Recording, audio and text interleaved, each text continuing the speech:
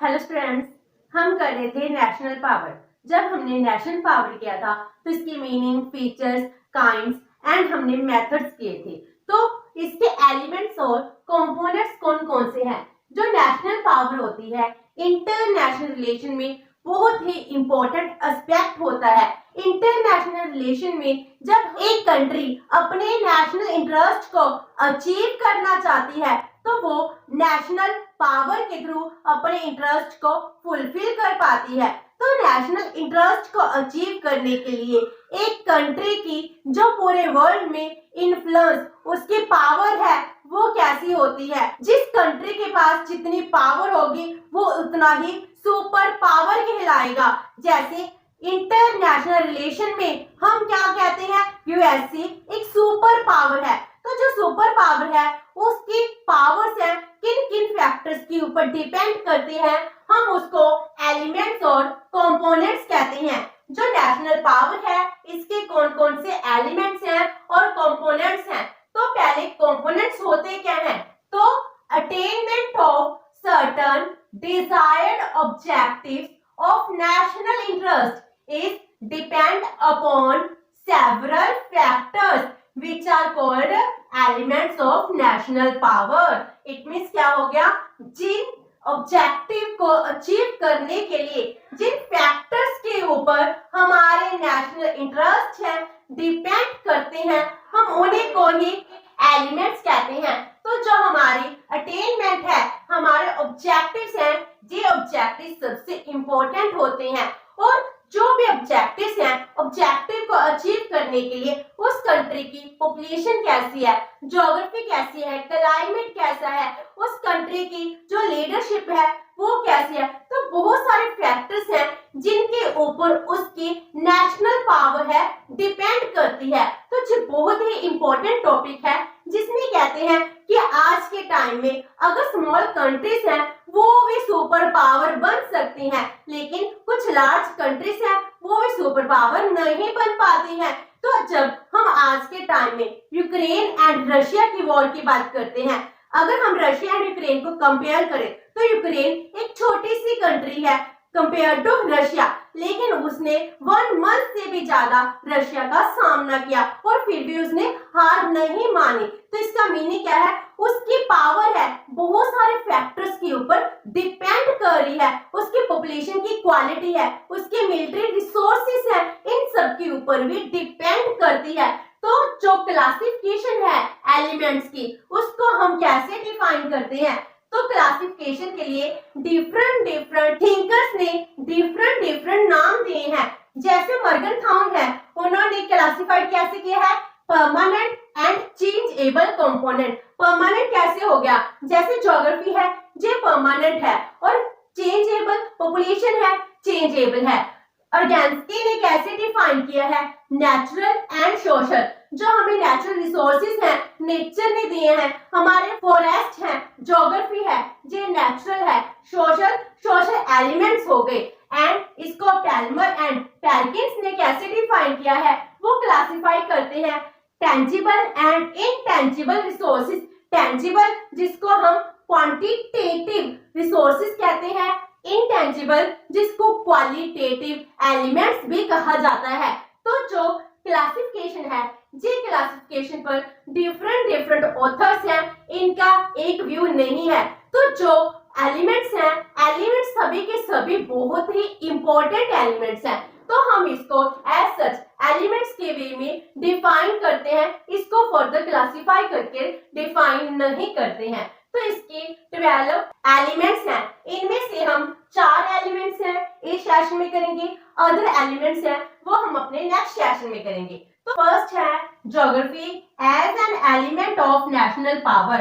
तो ज्योग्राफी भी क्या है? एक इंपॉर्टेंट एलिमेंट है जिसको हम most stable, tangible, permanent and natural element कहते हैं। जो ये क्लासिफिकेशन की गई है इसमें जिस स्टेबल एलिमेंट है, तो एक कंट्री की ज्योग्राफी है सबसे इंपॉर्टेंट होती है। इसके लिए नेपोलियन है वो भी यही कहते हैं foreign policy of a country is determined bye it's geography. Means एक कंट्री की फॉरेन पॉलिसी कैसे होगी वो इसकी ज्योग्राफी के ऊपर डिपेंड करती है। जैसे स्विट्जरलैंड है, स्विट्जरलैंड लैंडलॉक्ड कंट्री है, तो वो इंटरनेशनल रिलेशन में अपनी न्यूट्रलिटी है उसको बनाए रखता है, तो वो न्यूट्रल है। ऐसे ही जिसके ओशंस लगते हैं, सी रूट है, वो किसी के ऊपर डिपेंड नहीं करती है, उसकी फॉरेन पॉलिसी होती है वो अपने वे से होती है। तो हमारी कंट्री की फॉरेन पॉलिसी हमारी लोकेशन, हमारी ज्योग्राफी के ऊपर भी डिपेंड करती है कि हम अदर कंट्रीज के ऊपर कितना डिपेंड करते हैं और कितना डिपेंड नहीं करते हैं। तो इसकी जो ज्योग्राफी है, आगे इसके 6 एलिमेंट्स है। फर्स्ट है साइज। साइज का मीनिंग क्या हो गया, जो हमारी टेरिटरी है उसका साइज कितना है। अगर लार्ज साइज होगा तो लार्ज साइज के साथ क्या होता है, नेचुरल रिसोर्सेज हैं वो भी अबंडेंस में अवेलेबल होती है। अगर हमारे पास बहुत सारे इकोनॉमिक रिसोर्सेज होंगे तो हमारे देश में रहने वाली पॉपुलेशन है इसकी हर एक रिक्वायरमेंट फुलफिल हो जाएगी। अगर हमारी रिक्वायरमेंट हमारी कंट्री, हमारी ज्योग्राफी फुलफिल कर रही है तो हमारी डिपेंडेंस किसी और कंट्री के ऊपर नहीं होगी, तो हमारी नेशनल पावर अचीव हो पाएगी, हम एक स्ट्रॉन्ग कंट्री बन सकते हैं। Then maps. मैप्स क्या होते हैं, जिससे एक कंट्री क्लेम करता है कि वो उसकी टेरिटरी है। जैसे इंडिया एंड चाइना, इसके मैप्स में बहुत ज्यादा डिफरेंस है। हम मैकमोहन लाइन है, हम इसको कंसीडर करते हैं एज अ बाउंड्री, लेकिन चाइना इसको एक्सेप्ट नहीं करता है। तो इसका मीनिंग क्या है, हम इंटरनेशनल रिलेशन में हम मैप्स को यूज करते हैं अपने टेरिटरी को डिफाइन करने के लिए। तो मैप्स भी एक प्रूफ होते हैं जिससे हम जस्टिफाई कर पाते हैं कि ये हमारी बाउंड्री है, टेरिटरी है। Number 3, location. लोकेशन सबसे ज्यादा इंपॉर्टेंट होती है। अगर हमारी कंट्री के पास सी रूट अवेलेबल हो तो हमारी डिपेंडेंसी नहीं होती, और जो एनिमी है, एनिमी भी नहीं एंटर कर पाता क्योंकि उसके लिए भी बहुत ज्यादा डिफिकल्ट होता है। तो सी पावर एक कंट्री को बहुत ज्यादा पावरफुल बना देती है। जैसे यूके है, यूके बहुत ही स्मॉल कंट्री है लेकिन उसके पास सी पावर है, उसके चारों तरफ ओशंस है जिससे वो ट्रेड है इजिली कर पाता है, तो वो सुपर पावर बन पाई है। एंड जो लैंडलॉक कंट्री होती हैं वो अपनी नेबरिंग कंट्री के ऊपर डिपेंड होती हैं। स्विट्जरलैंड है वो न्यूट्रल क्यों है, क्योंकि वो लैंडलॉक कंट्री है, इसीलिए उसको अदर कंट्रीज के ऊपर डिपेंड रहना पड़ेगा। Then climate. क्लाइमेट भी बहुत इंपॉर्टेंट रोल प्ले करता है। अगर हमारी कंट्री में बहुत ज्यादा एक्सट्रीम कोल्ड होगा या एक्सट्रीम हॉटनेस होगी, इससे क्या होगा, पीपल लेजी बन जाते हैं, काम नहीं कर पाते हैं, इसलिए मॉडरेट टेम्परेचर है वो ही सबसे बेस्ट माना जाता है। जो क्लाइमेट है should be neither extreme hot nor extreme cold. जैसे आर्कटिक है, अंटार्कटिक है, ये दोनों क्या है, इन दोनों पर एक्सट्रीम कोल्ड होता है, जिस वजह से जो ह्यूमन की डेवलपमेंट है वो नहीं हो पाती है और एक कंट्री है नेशनल पावर नहीं बन पाता है। इस तरह कुछ कंट्रीज हैं बहुत लार्ज साइज है लेकिन वहां पर इतनी ज्यादा फ्रीजिंग जोन में रहते हैं कि वहां पर डेवलपमेंट पॉसिबल नहीं हो पाती है। तो लार्ज कंट्री, लार्ज साइज होने के बाद भी वो डेवलप नहीं कर पाई है। जैसे कनाडा ब्राजील को कह दे वो सुपर पावर नहीं है, यूएसए सुपर पावर है, और आज के टाइम में इजराइल है वो एक छोटी सी कंट्री है, वो भी अपने आप को सुपर पावर बनाने में लगा हुआ है। यूके है, अगर हम अदर कंट्री से कंपेयर करें वो बहुत ही स्मॉल कंट्री है लेकिन फिर भी क्या है, सुपर पावर बना हुआ है। तो क्लाइमेट भी बहुत इम्पैक्ट डालता है। Then boundaries. आपकी बाउंड्रीज कौन सी हैं, नेचुरल बाउंड्रीज हैं या आर्टिफिशियल हैं। अगर किसी कंट्री की नेचुरल बाउंड्रीज होती हैं वो स्टेबल होती हैं एंड उसकी नेबरिंग कंट्री के साथ फ्रेंडली रिलेशंस हैं वो डेवलप हो पाते हैं। लेकिन जब आर्टिफिशियल बाउंड्रीज होती हैं तो डिस्प्यूट हमेशा ही बना रहता है। इसीलिए ये बाउंड्रीज भी क्या है,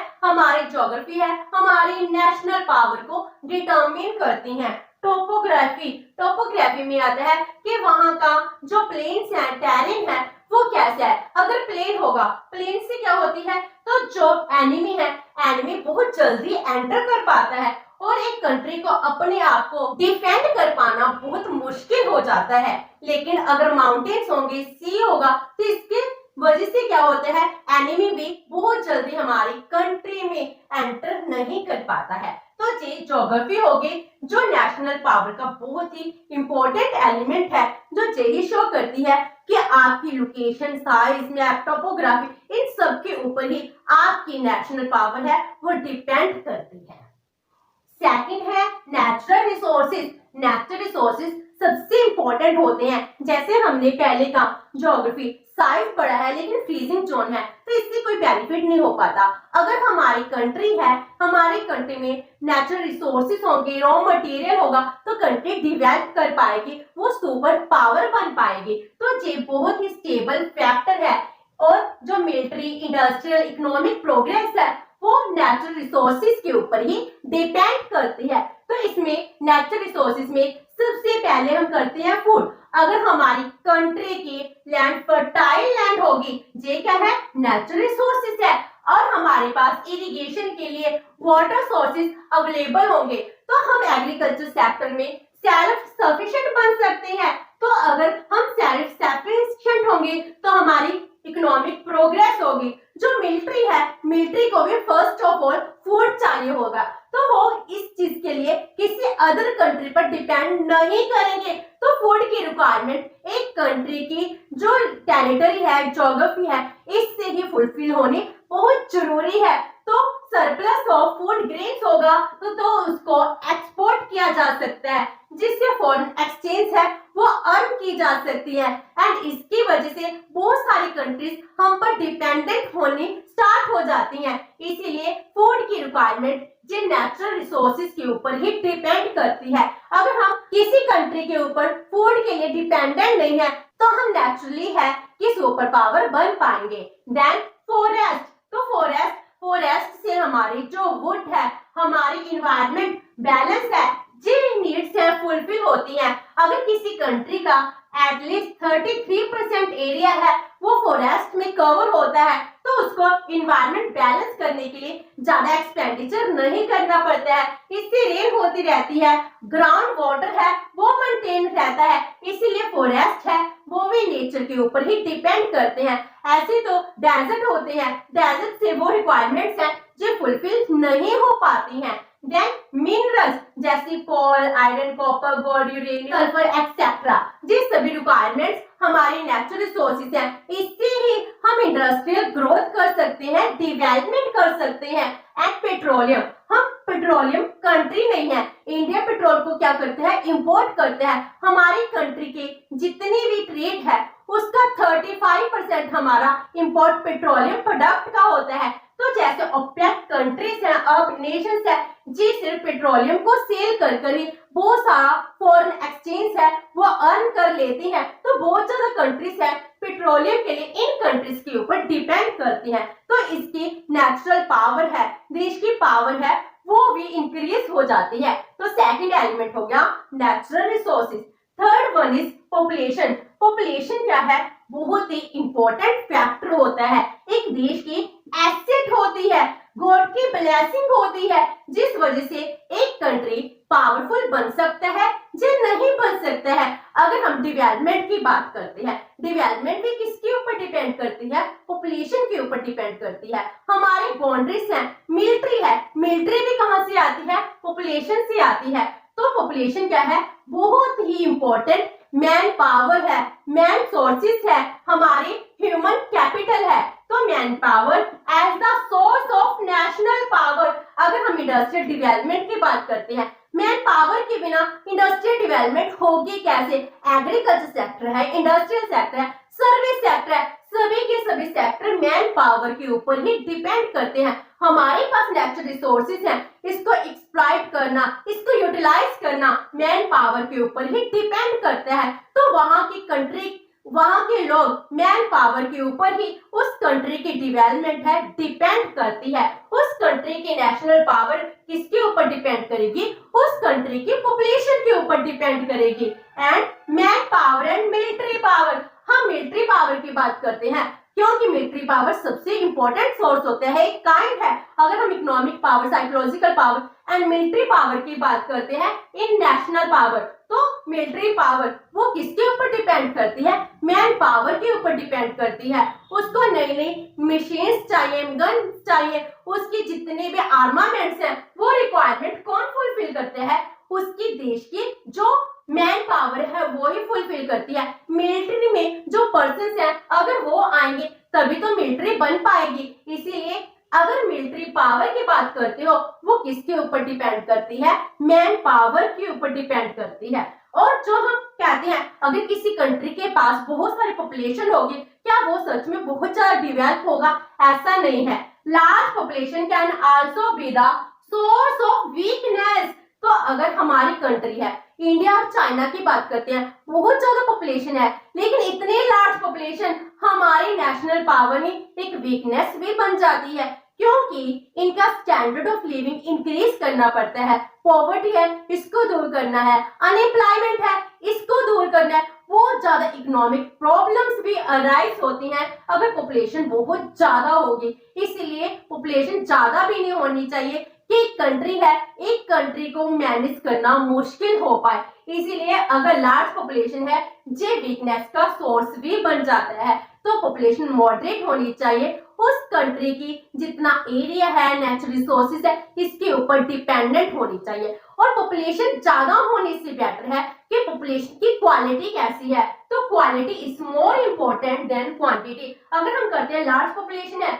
लार्ज पॉपुलेशन क्या है? क्वांटिटी है, लेकिन हम इधर क्या कह रहे हैं? क्वालिटी। हार्ड वर्कर होंगे। अगर जो हमारी पॉपुलेशन है बहुत ज्यादा एजुकेटेड होगी, एनलाइटेड होगी, अपनी कंट्री को डिवेल्प कर देगी। कुछ कंट्रीज हैं जिसमें पॉपुलेशन बहुत कम है। अगर हम यूके की बात करते हैं, ब्रिटिशर ने हमारी कंट्री के ऊपर रूल किया। इनफैक्ट उन्होंने वर्ल्ड की बहुत सारी कंट्रीज पर रूल किया है, लेकिन वहां की पॉपुलेशन बहुत कम है। तो उस कंट्री की क्वालिटी इतनी ज्यादा है कि वो लार्ज पॉपुलेशन वाली कंट्रीज के ऊपर भी रूल कर पा रही हैं। तो क्वालिटी हमेशा ही इंपॉर्टेंट होती है देन द क्वांटिटी। अगर हम पॉपुलेशन को नेशनल पावर कह रहे हैं, क्यों? नेचुरल है कि जो पॉपुलेशन है, पॉपुलेशन के ऊपर ही हमारी मैन पावर है, हमारी नेशनल पावर है, डिपेंड करेंगे। तो पॉपुलेशन की क्वालिटी बहुत अच्छी होनी चाहिए। हर एक बच्चा भी क्या कर सकता है? अपने देश की डेवलपमेंट में, उसकी पावर बनने में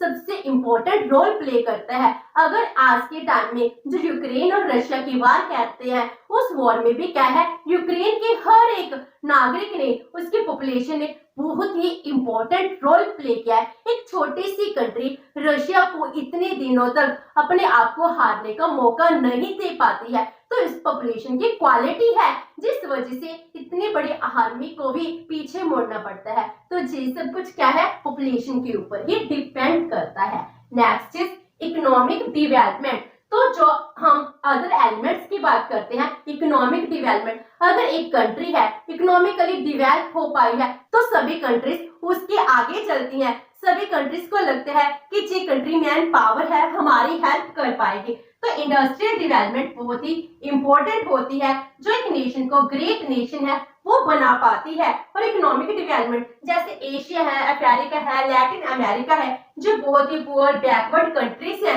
इसलिए डेवलपमेंट नहीं है, तो इनकी नेशनल पावर भी बहुत ज्यादा स्ट्रॉन्ग नहीं है। इकोनॉमिक, मिलिट्री पावर, अगर हम मिलिट्री पावर की बात करते हैं, नेशनल पावर की बात करते हैं, ये भी हमारे इकोनॉमिक फैक्टर के ऊपर ही डिपेंड करती है। तो आज हमने इस सेशन में 4 एलिमेंट्स के, अदर एलिमेंट्स है वो हम नेक्स्ट सेशन में करेंगे। होप सो कि आपको ये सेशन अच्छा लगा होगा। अगर आपकी कोई क्वेरी है तो post in the comment box, and video अच्छी लगी तो please like and share with your friends. Thank you so much and have a nice day.